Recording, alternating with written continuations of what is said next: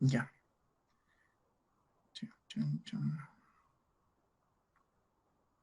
Ya. ¿Pueden ver la pantalla, chicos? Sí. Ya.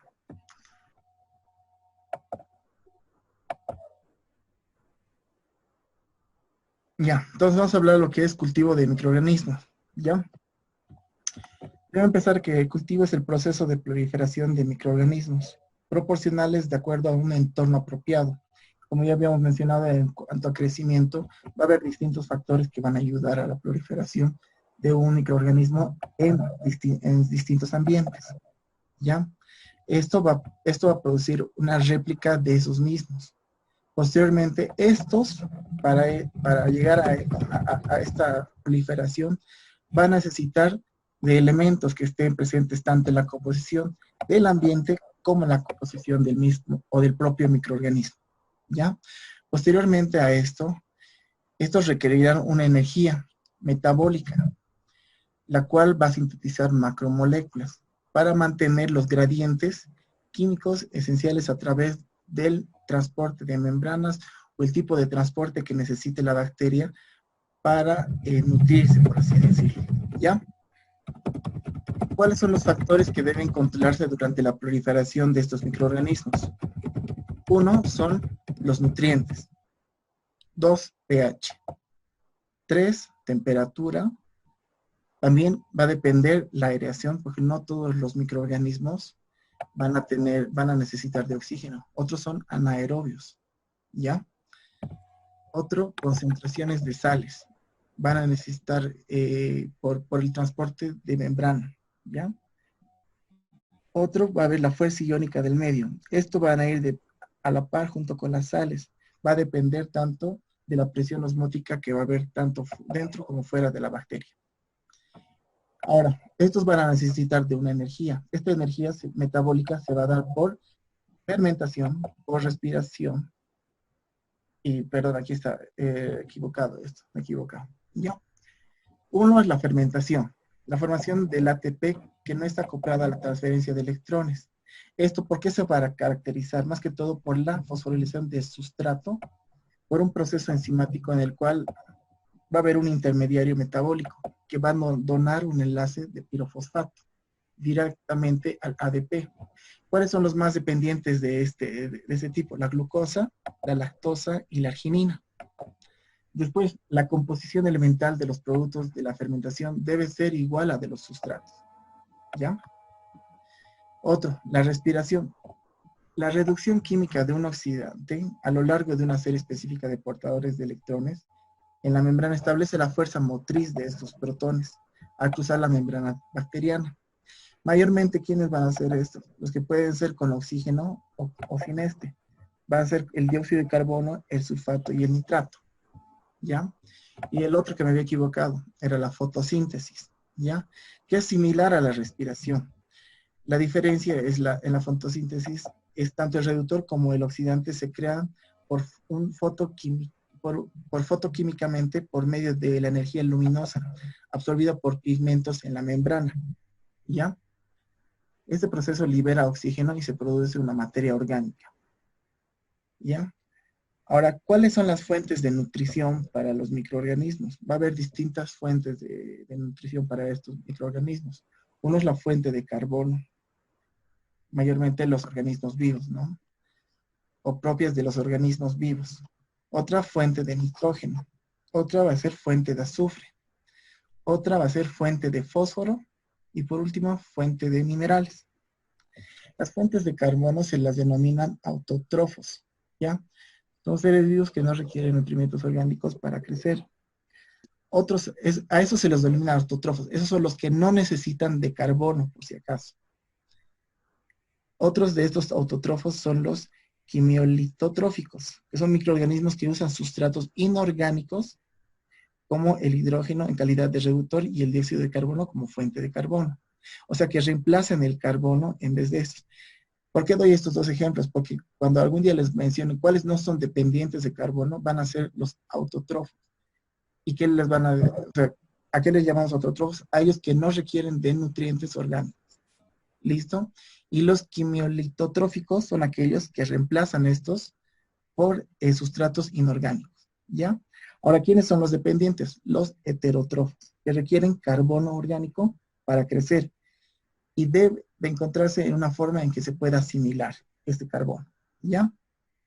Ahora, las fuentes de nitrógeno, que representa el 5% del peso neto de una célula bacteriana típica. Es un elemento muy estable.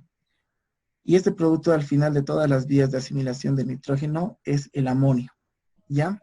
La más representativa es el amonio. Estas dos tenemos la fuente de azufre, que constituye las cadenas laterales de cisteínilo y metionilo de las proteínas, y los sulfatos como fuente de azufre, ¿ya? Otra fuente es el de fósforo, que requiere fosfato, como componentes del ATP de los ácidos nucleicos y de las coenzimas como NAD. Se asimila también como fosfatos inorgánicos libres, ¿ya? Y otra fuente para estos microorganismos también son las fuentes minerales, que mayormente tenemos en nuestro cuerpo y por eso también hay proliferación de estos microorganismos. Es el magnesio y el potasio. Son esenciales para la función e integridad de los ribosomas. El calcio como constituyente de las paredes celulares de las bacterias gram positivas, aunque es innecesario en las gram negativas, el hierro. ¿Ya? Ahora, los factores de crecimiento. ¿Qué son? Se llama factor de crecimiento a un compuesto orgánico que debe tener una célula para poder crecer, pero que es incapaz de sintetizarlo.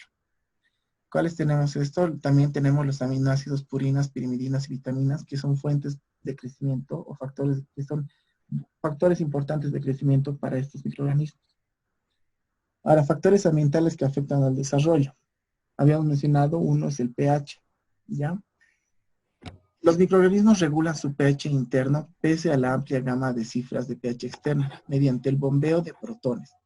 Entonces, ¿cómo se regula el pH? Mediante un bombeo de protones, tanto al interior como al exterior de la célula. Ahora tenemos tres tipos. Uno que son los neutrolófilos, que son óptimos en un pH neutro, ¿no? De 7.5.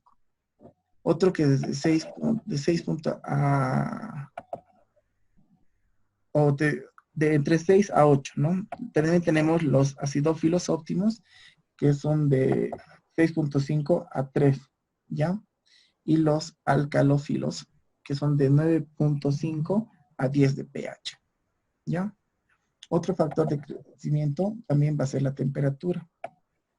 En la temperatura óptima, cada microorganismo va a tener distinto tipo de crecimiento. Por eso también se los denomina por esta clasificación.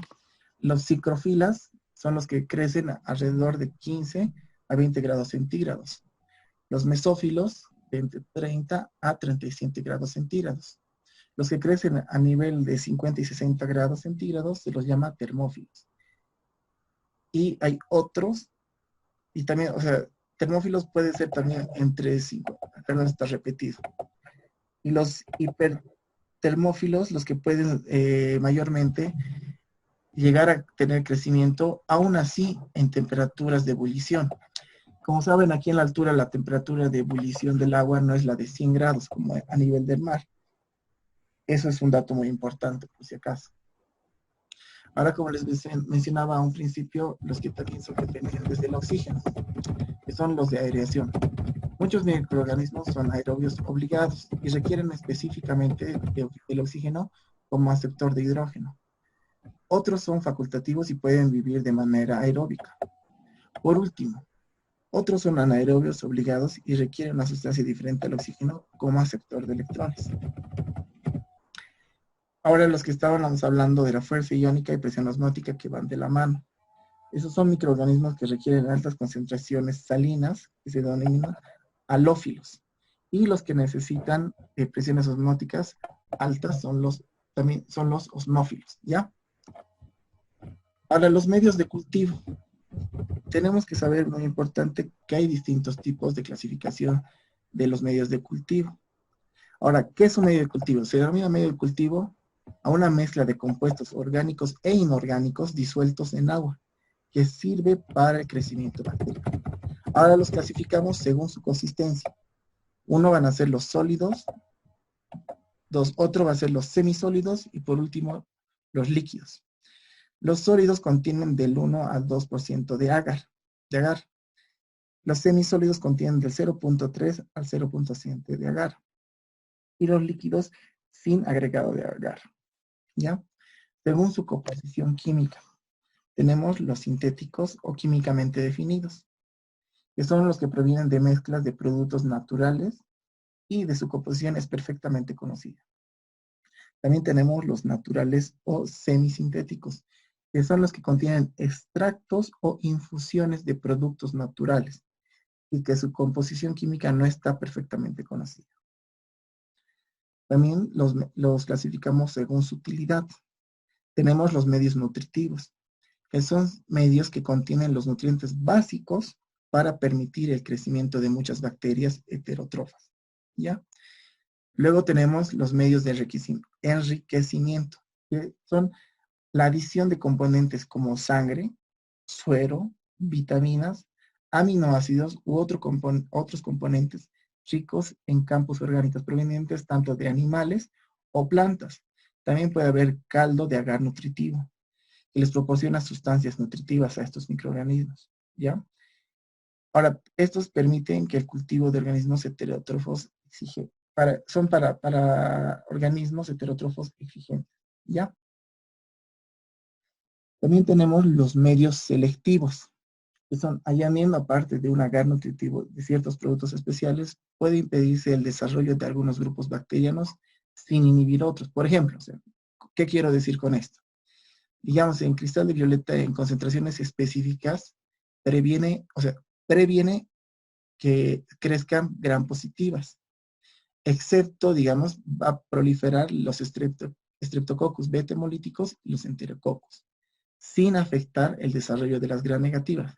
O sea que este cristal de violeta va a hacer que no crezcan las gram positivas, con excepción de estos dos, pero no va a afectar el crecimiento o desarrollo de las gram negativas. A eso los llamamos medios selectivos. Ahora, los medios diferenciales. Es la adición de ciertas sustancias químicas a los medios de cultivo, que trae como resultado determinado tipo de crecimiento bacteriano, a cambios permitiendo diferenciar distintos tipos de bacterias. Por ejemplo, si se siembra una mezcla de bacterias por un medio agar sangre, algunas bacterias pueden hemolizar glóbulos rojos, o sea que apareciendo una zona clara alrededor de la colonia, mientras que en otras no lo hacen. Así es posible distinguir entre bacterias hemolíticas y no hemolíticas, ¿ya? Que proliferan en el mismo medio, ¿ya? O sea que va a haber dos tipos de proliferación, dependiendo si unos son hemolíticos o no hemolíticos, ¿ok? Bueno, chicos, ese es el repaso sobre lo que hemos hablado sobre cultivo, porque ir más profundo va a ser muy tedioso. Entonces, lo que quiero que repasen son los conceptos principales de toda esta presentación, ¿ya? Y que posteriormente solamente repasen las cosas más importantes de cada subtítulo. Hay cosas más profundas en el libro, pero son cosas muy rebuscadas a nivel muy molecular. Entonces, tal vez tengamos problemas con eso. ¿Y por qué? Porque puedo ponerles algo y no va a salir bien, digamos. ¿Ya? Porque puede haber dos respuestas o puede haber malentendimiento. Por eso prefiero que repasen de esta presentación y que complementen con algunas cosas del libro, ¿ya? Pero no profundicen demasiado. Ahora, hay un trabajo que he dejado en la página de la plataforma virtual. ¿Han podido abrir la plataforma virtual, chicos? Hola. Aún no, doctor. Yo no, aún todavía. Ya. Les muestro ahorita. Es el trabajo que van a hacer hoy ya no va a ser de acuerdo a esta presentación. El trabajo que van a hacer va a ser de acuerdo al siguiente tema que nos tocaría. Pero les compartiré la pantalla, por favor.